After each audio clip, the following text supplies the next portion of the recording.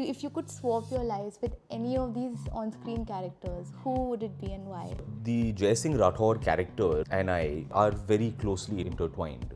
What are you consuming these days? I watched it and it blew my mind. I want to know your take on celebrity culture, paparazzi culture. Deconstruct the notion of celebrity. So this is the first time we're meeting. Do you feel honored to be in my company? Generally, I am always pleased when someone asks me to meet. No. I always take it as a compliment. Like, oh, somebody would like to see me. No, I mean, all bad jokes aside, we are really grateful to have you here with us today. The reason why we wanted to have you is because we truly think you're a black sheep icon. Because you've always been ahead of the herd. You have treated limelight in such a different way that other celebrities don't handle in this way. And I remember back in 2014, 2015, you were also supporting social causes which it wasn't woke to do that back then, but you were always the one doing that, being vocal about things. So right off the bat, I want to ask you, do you consider yourself as a black sheep? I guess I've always seen myself as something of a misfit. In basically every room, every group of friends that I was ever in, I saw myself as being a little off-center. And I took some pride in saying, look, I'm different. I do things my way. I see things a little differently. And I kind of value that about myself. And I value that in the world as well. Because you'll have enough and more people, things that follow the beaten path. Anytime someone is doing something a little off the path, I'm interested. I'm like, hey, that's interesting. What are you up to there? Yeah, and it was very surprising for me to notice that you don't have an entourage about you, and that, you know, you've been setting up this interview also yourself, and it was such a shock for me to kind of chat with you. And I want to know your take on celebrity culture, paparazzi culture. What is your take on it? You know, I've had a good long time to really, shall we say, deconstruct the notion of celebrity. I'm 41 years old today. I was 25 when my film Jaane Tu released. And so I've spent the majority of my adult life being quote unquote known or recognized or whatever. And I've always had an awkward relationship with fame and celebrity, and with that thing, I was never. I didn't take to it very well organically. I was wary of it, and in the years since then, while I was actively working, and in the years that I have been kind of out of the limelight, I've really looked at the thing and kind of deconstructed the whole relationship with it. People start to get caught up, I think, in that external persona. We all have a sense of people who we have never met because we see them on TV, we see them in movies, we listen to their music, we watch them play sports, you know, whichever the thing is. And we see little bits of them and we fill in the rest and decide, I know this much about this person from what I see. I've never met them. And the rest of it, I will fill in and decide who that person is, what their character is. Yep. And then we go on to have some kind of an emotional one-sided relationship with a person. I love this person so much, never met them. Or I hate this person so much, also never met them. And more I started to, for myself, understand and acknowledge that the version of me that people see and perceive is limited. Yeah. They will see what I allow them to see, they will see what they are able to perceive through other media, but it can never be a really complete picture. Yeah. And as such, I think sometimes the love is out of sync. They're like, oh my God, you're so great. Yeah. I'm a normal human person with, you know, goods and bads. But as an audience, it doesn't feel like that. When we see people on screen, we always tend to admire them and put them on a pedestal. And that Yeah. happens with so many celebrities. We will love someone and then hate them. It. Yeah.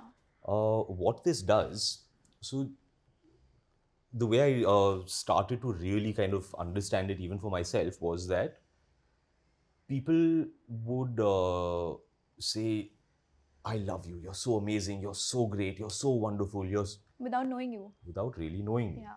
So they would see me as being better and greater than I am actually. And the counter to that is people would say, fuck you, you're shit, you're dog shit, you deserve to die in the street. Yeah. I'm not that bad either. Yeah. There's like polarities and extremities. Yes. When it comes to celebrities. So you are treated as greater than human or less than human. Yeah. Nobody treats you as just a human. Yeah. And what this does to the individual, because bear in mind, for an individual, you are then experiencing the world through this lens. Half the rooms you walk into, everyone is wonderful to you. Sir, sir, yes, sir, sir. And you start to feel that on the inside that I must be very great. Yeah. I'm it such gets a great. To you, to your ego. You feel it. You start to, on the inside, perceive I am somehow greater than others. Yeah. And at the same time, there is a nagging fear and doubt because you also hear the other thing that am I that bad? And so, kind of in an attempt to avoid that part, you lean into the other part and say, I'm not that bad.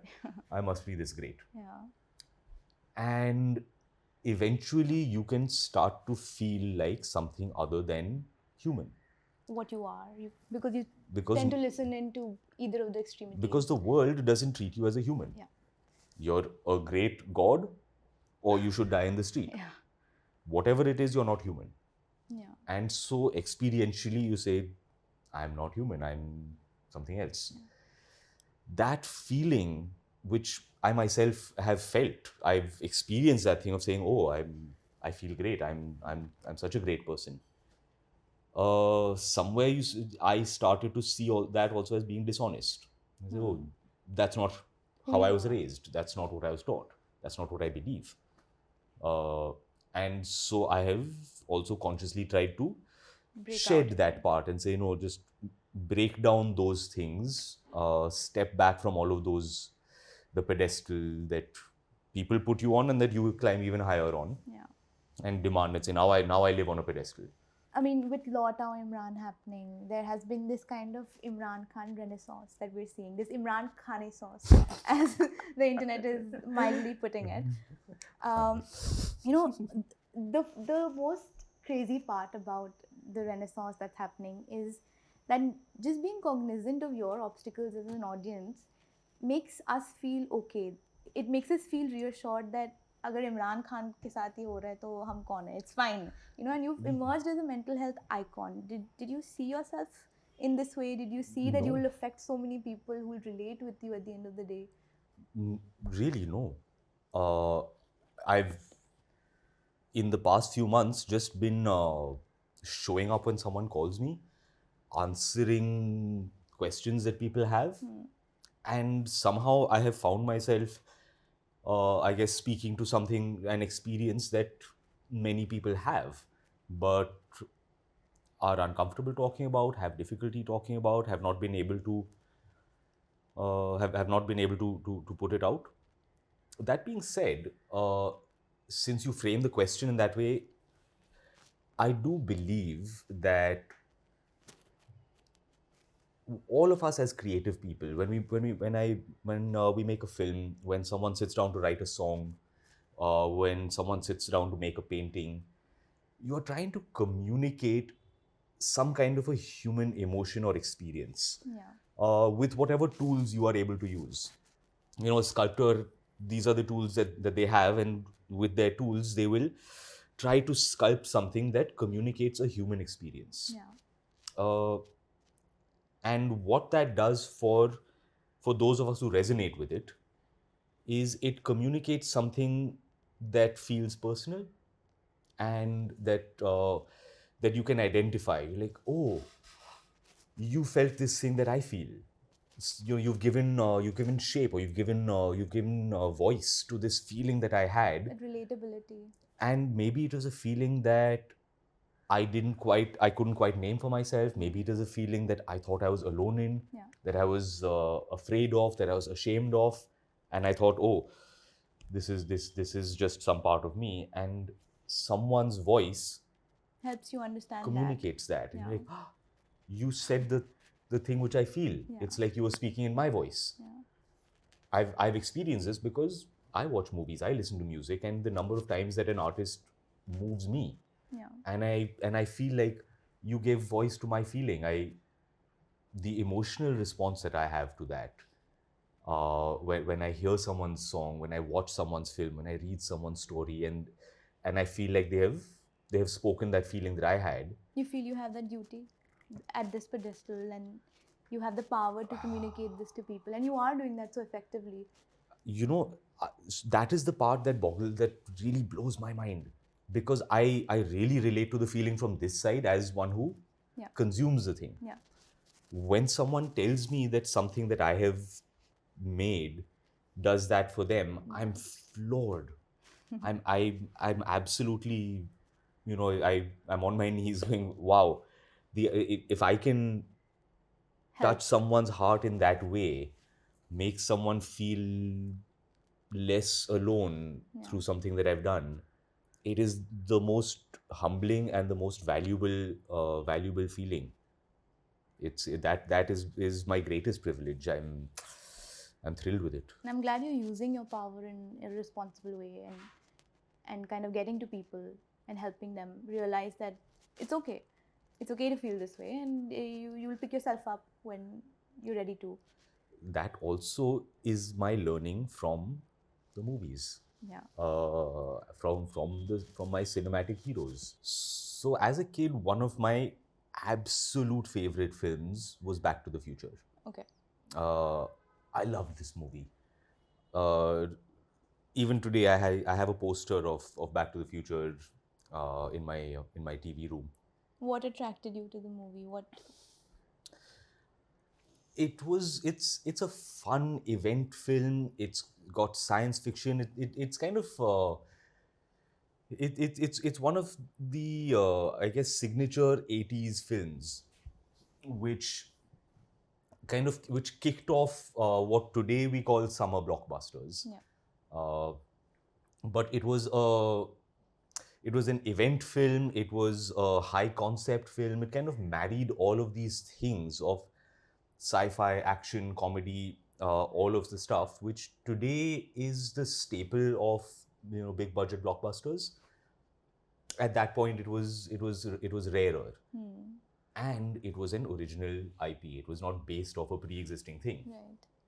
After that, there were a lot of similar concepts. Yeah, but at that point, this thing was fresh, original, new, and I loved it. And I loved Michael J. Fox. And I followed his career through the 80s because he had this amazing vibe and energy where it felt like the camera couldn't contain him. He was alive, and he followed through with a bunch of films. Started doing this TV show which I used to love called Spin City back in the late 90s, early 2000s. And he kind of then started to fade from the zeitgeist because, as it turns out, he was struggling with Parkinson's disease. Yeah. Which one became aware of later, but we always kind of missed him. Coming back to Laut Aao Imran, there was actually a piece on the Black Sheep. Somebody had submitted around the same time when this was happening. And it was such a beautifully written article about why we actually do miss you as an audience. And it said something along the lines that the characters that you portrayed on screen, there was this kind of soft masculinity about it. And that's why, we because all the characters that you've played always had that one hint of the gentle hero, the rom-com gentle hero. So I want to ask you, what attracted you to those characters? Do you see a resemblance in yourself and those characters? I guess I was raised with a particular view of gender, of masculinity. I was fortunate that in my home, the influences that I had, male and female, uh, all they all subscribed to a more evolved worldview. So growing up, I was actively encouraged and shown and taught that, look, don't restrict your masculinity to these ways. Back in the 80s, it's like a man cannot wear a pink shirt. Yeah. But why? Yeah. A man cannot have earrings. You cannot pierce your ears. But why? Yeah. You cannot grow your hair. But why? So I was encouraged to poke at those things, to question those things, and to say, okay, are these really rules? Like, who decided these rules? So as a result, I grew up very comfortable and secure in my own masculinity, and without a sense of that being limiting or constrained in any way. That I can do what I want and be how I want. And if someone comes in and says, "What kind of man are you?" I'll, who are you? Because Why are you're you asking me comfortable in this? your masculinity. Yeah. It's okay to be soft and hard, You and can at this, be you're whatever just you human want. being at the end of the Yeah. day. The idea of restricting yourself to these sorts of things was never taught to me. Yeah. And that then extended into my creative choices. Yeah. You know, it's kind of ironic that we're sitting here talking about this today, but 20 years ago, the mainstream Indian cinema leaned very heavily into this kind of retrograde masculinity. Yeah. With herogiri, Yeah. you have to be hero. And I never saw myself in those parts. In those roles. As I watched the films, I didn't see myself reflected there. I didn't see my worldview reflected there.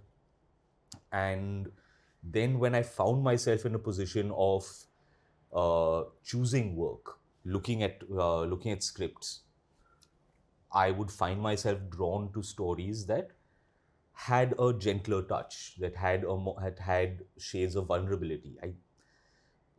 This again is a strange fallacy, I think, that a lot of people have bought into, that you cannot have vulnerability in a character because you have to be strong. If you are strong, then you have no vulnerability, and that is heroic, and that is. Yeah. And I always was taught and learned the opposite, that the only way that our heart goes out to a character is if they're vulnerable.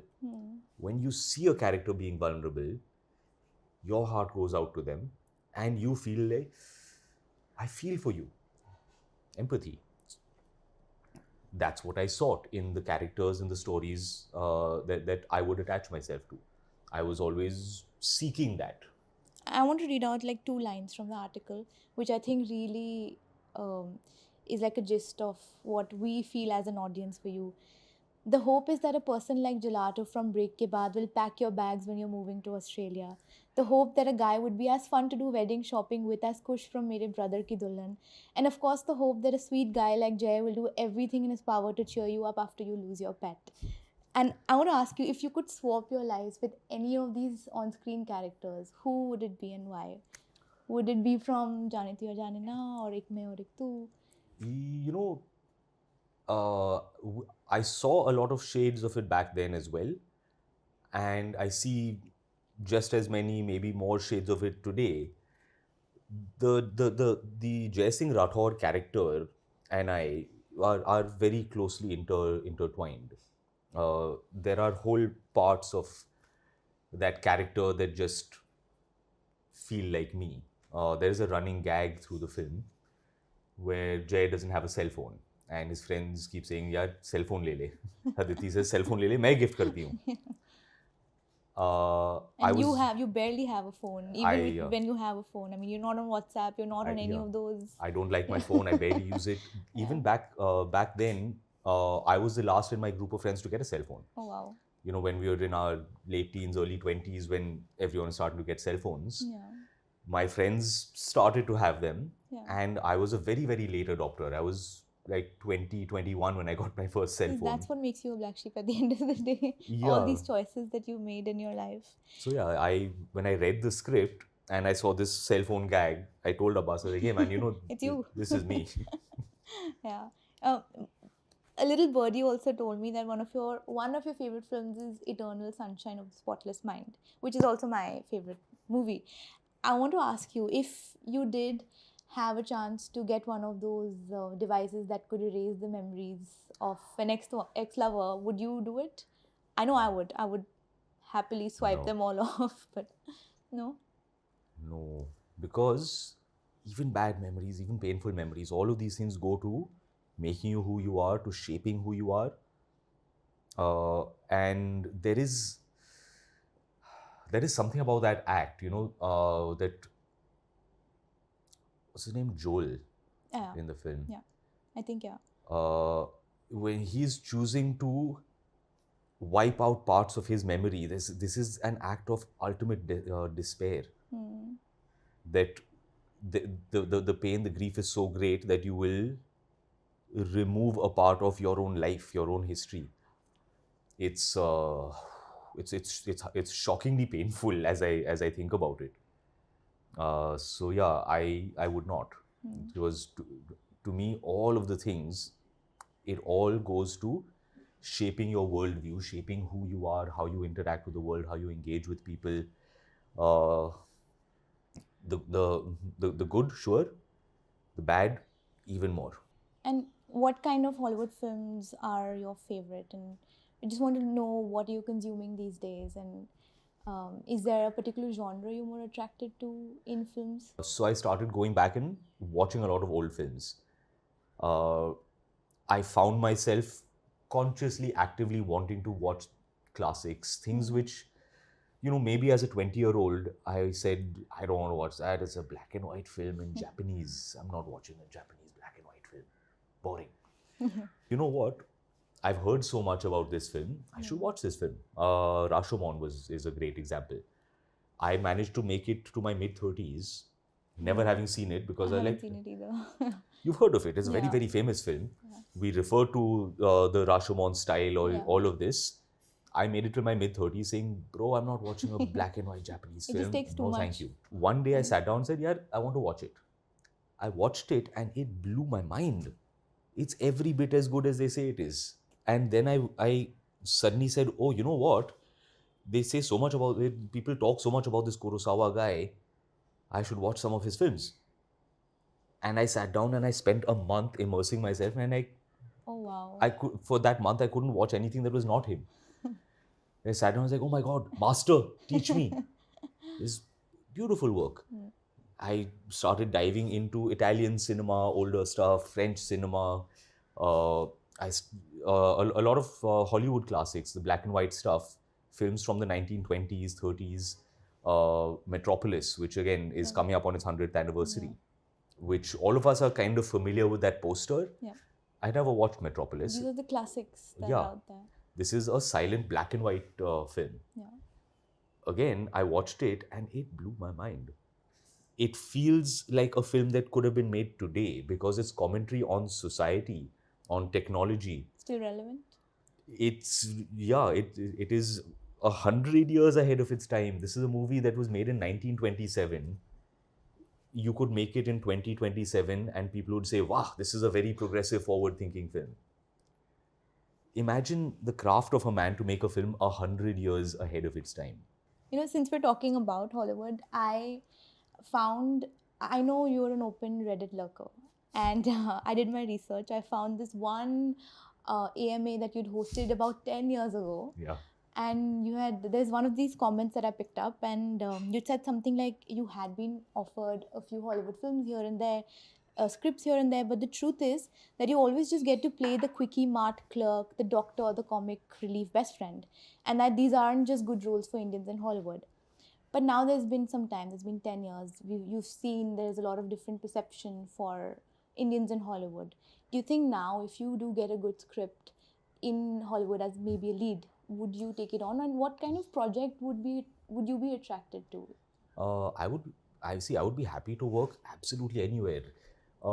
Back then, certainly that was the case. It has improved very marginally as long as you're Dev Patel. You again stereotype, pigeonholed into one Yeah. character. Or... Because, I mean, parallel to that, you still have in the mainstream, I don't know if you've seen the Deadpool movies. Yeah. They give him this Indian sidekick character who they have named Dopinder. Right. Like the level of cringe, Yeah. I'm like, you're calling him Dopinder? Oh my goodness, Mr. Deadpool, I am very nervous. Oh my God. Yeah. It's so painful to watch this thing. And this is now. Right. You know, so that part of it is still prevalent. Right. What kind of a character, what kind of a movie would you like to be a part of? Would it be like an indie project, a Sundance project, or would it be like a Hollywood film? See, I would be thrilled to any kind of creative work that feels emotionally and creatively interesting, and that allows for an Indian character to not be portrayed in that uncomfortable way. So I think we're still on the fringe of that. There are a couple of brown-skinned actors, you know, Dev Patel, Riz Ahmed, who are treated with respect and get decent work. Yeah. And so many more are kind of pigeonholed and forced into that space. I'd also like to take this opportunity to kind of manifest right here on this couch. If we can do like a manifestation session. Okay. Where do you see yourself in the next 10 years? What's on the cards? I love movies. I love all aspects of the craft. So I would like to be engaged in all parts. I feel like I've got a bit of unfinished business as an actor. And I think the first thing that I do, I would like to do a bit of acting work. And that's also because, if I'm being completely honest, directing is a lot of work. It's a lot because you have to run the whole show. But you did such a good job in your film in 2018, the short. Thank you. I had a blast with it. That was only a 4-day shoot. And I know how much work that took. So to actually make a feature-length film, it's a lot of work. And I don't know whether I'm ready to take that on right now. So I need a bit of, you know, as an actor, I can be part of the thing, and there is someone overseeing the project. So I'm just a part of the big picture. So I think I would first want to do a bit of that. And I also want to now talk about the biggest thing that was on all our minds today here, and we really wanted to discuss Delhi Belly, because it's been a cult film. Growing up, it has really shaped Bollywood for us. And I want to ask you, when you were filming, when you had the script in your hands, did you feel that it would become such a big phenomenon that it is today, and that it would age so well? Any of us who were involved with the film, Kunal, Veer, Abhinay, all of us who were making the film, we had a sense that this thing is amazing. The script was amazing. Akshat wrote this flawless script. For me, it was the kind of project that I had dreamt of doing. And we loved it. We bought into it. Like, this is one that we're getting to do that I don't know if I'll ever get to make a film quite like this again. This is a once in a lifetime thing. We simultaneously had a very real suspicion and fear that the film would never see the light of day, because it was a long journey getting the film made. The film bounced around from producer to producer. Everyone passed on it until finally Amir picked it up. So Amir picked up the film as a producer in 2006, and the film came out in 2011. So that's a 5-year journey from script to actual release. along the way, we had a whole number of doubts about with these guys. We'd be shooting a scene and we'd look around and go, "Bro, This is there's not no way happening." they're going to let us release this film. Yeah. They'll never let us release this.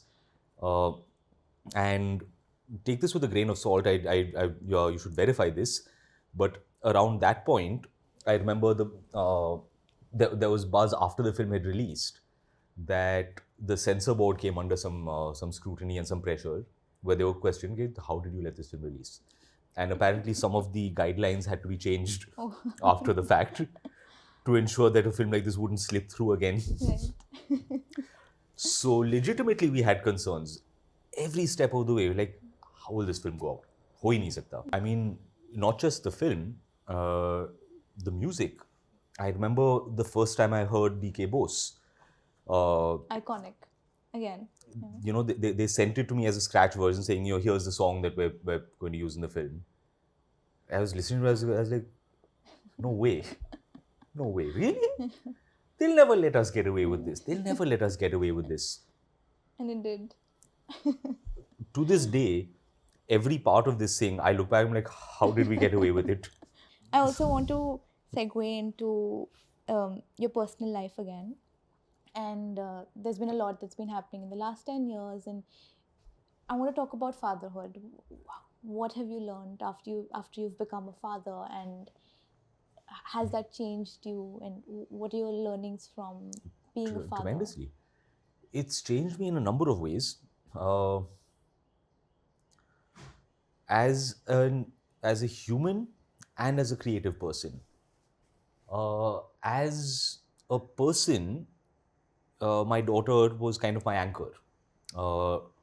I've spoken a bit about my struggles with my own mental health, with depression, with going through some very, very dark phases.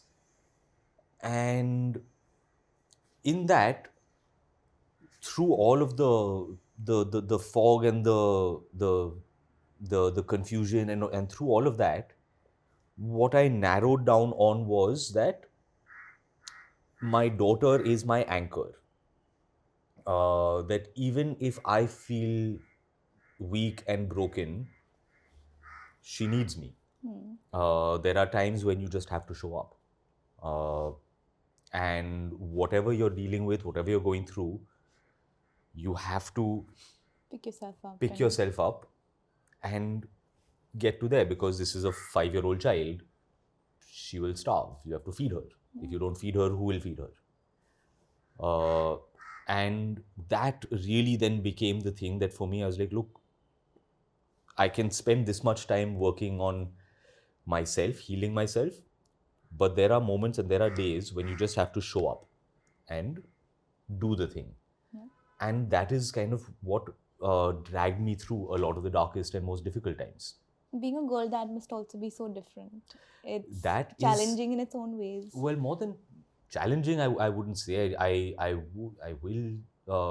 think I got a little bit of an unfair advantage there, because that father-daughter relationship, she's a lot more. She's a lot easier with me. It's like, you know, dad is best, dad is greatest. But what it really did start to drive home for me. He wants to say hi to you. Go away, man. We're rolling sound here. That worked. Yeah. But being father to a girl, I guess in some ways particularly started to sensitize me to media that I was consuming. You know, there are maybe movies and shows and that I would have watched as a teenager, as in my 20s, and watched through a certain lens. And then today I would start to watch these through the lens of, okay, but how would this look to my daughter? Right. What is the portrayal of the female characters, of the male characters, of the gender dynamics? Does the film pass the Bechdel test, for Yes. example? Yeah. Is it so? Is what is it communicating to her, and what will her experience be? Because I watch movies with her, and so then there is a thing of, how do I feel about what is being communicated to her? this portrayal of masculinity, femininity. There's this very popular cartoon show called Paw Patrol, Yeah. which the kids love, in which, you know, all of the male dogs have these gender traditional roles. This one is a fireman, this one is a police officer, and all of this. And the girl, the female dog, gets a full pink outfit, and she's always given the supporting tasks. Oh, Like, wow. I'll do this thing, and you stand by and call for help. There's gender constructs in Paw Patrol. That's Yeah. something I did not know. Yeah, so That's whack. you know, when they were much younger, all of the kids were watching it, and I sat down to watch some episodes with her. And I'd be watching, I was like, I don't like the portrayal of the female characters in this show. And so I would start to have that conversation with her. Because as kids, you watch what all your peers are watching. Right. So all the kids were watching Paw Patrol, so she would say, I want to watch Paw Patrol. And then I became the father who was sitting with her saying, darling, I don't think that these are positive female role models. I don't want you to watch Paw Patrol. I want to find children's programming that has positive female role models. I love that. Yeah. Maybe that could be a next project for you. Maybe. So that is one thing that then I really actively started to seek out. Yeah. In children's programming, in cartoons, in movies And and it's so stuff. important for children because at such a tender age, and they need to have that conditioning. I mean, they don't need to be conditioned about gender binaries at that age. Yeah. In fact, you should show them as broad a base as you can. All of these are valid ways of being. All of these are valid options. Yeah. And you empower their choice. And say, you have the freedom to choose, and you should and you must choose. You must not constrain yourself to this version which is shown to you. Yeah. As a parent, I want to show her as many ways of being as I can. Show her as many versions of life as I can. And then tell her, from all of these, you can choose. And you can make another thing also. Which is such positive, healthy parenting. So kudos on doing that. So that is something that I really started to become actively conscious of. That I want to be sure that I'm communicating this stuff to her. I'm sure that I want to be sure I'm exposing her to media that informs and that supports her in these ways. And what is that one film of yours that you're excited for her to see, and one film that you definitely don't want her to see in the future? I think more than anything, Jaane Tu is the one that I would want her to watch. I still feel there is this feeling to Jaane Tu, which I watched the film recently, and I think I appreciated parts of it in a way that I didn't fully appreciate in my 20s. The way that all of the characters interact with each other is considerate. It's loving, it's affectionate, it's supportive. All of the characters interact with one another in a kind of a healthy and positive way. So the film all the way through really does feel like a good, like a a warm hug. hug from a good friend. Like, and I value that so much now. So I would want to show her that. Delhi Belly is the one I'll hold on to for later. When she's older. When she's a lot older, and But I bet that'll be her favorite too. fair chance. For me, it's a tough choice. These two films are, I think, the strongest creative expression of my sensibility. There is a great dissonance. That thing I was talking about earlier on, where in your 20s you follow the manual. Trying to make yourself conform to some external perspective or vision of how you should be is a very tall ask. It's a very difficult ask. And basically what that means is that most of us are trying to force ourselves into a particular shape and format that we have been told that if you conform to this shape, then you will be successful and happy or something. I'm not even sure. But basically, you must conform in these ways.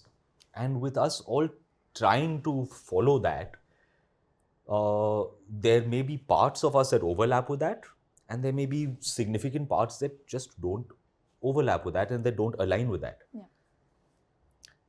The stress and difficulty of somehow making yourself conform to that shape leads to this dissonance within you where you are trying to tell yourself to be a version of yourself that maybe is inauthentic.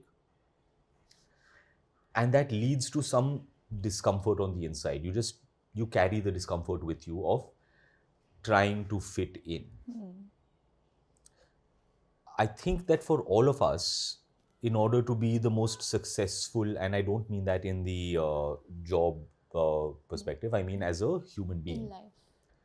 In order for you to be the strongest, healthiest, best version of yourself, you have to get in touch with your most authentic self. Embrace what it is about that is most you, that is unique. And then become the most you version of yourself. Rather than trying to shape that to what everyone else is, say, okay, here's the most authentic me, and then I be the most authentic me that I possibly can. And from that will come a whole lot of understanding, a whole lot of acceptance. The thing of, you don't ask the universe, you tell the universe. So you don't try to be what everyone else is. You be the most you, and you show like, here's who I am, here's how I... Also, to hold your own in a sea full of people who are doing the same thing is an act of rebellion in its own, right? It's just if you be you authentically. It shouldn't be. It is in a way an act of rebellion, but we should really be supporting and empowering each other to be the most to be each other's truest forms, and to kind of support that. If you are expressing how you view the world, how you want to be, how you see yourself, we should look at that and say, I will support you in that. Not, that's wrong. It shouldn't be a rebellion. I like that. It shouldn't. I should not have to fight against anything. I should look at the world and people should say, hey, this is how you want to be.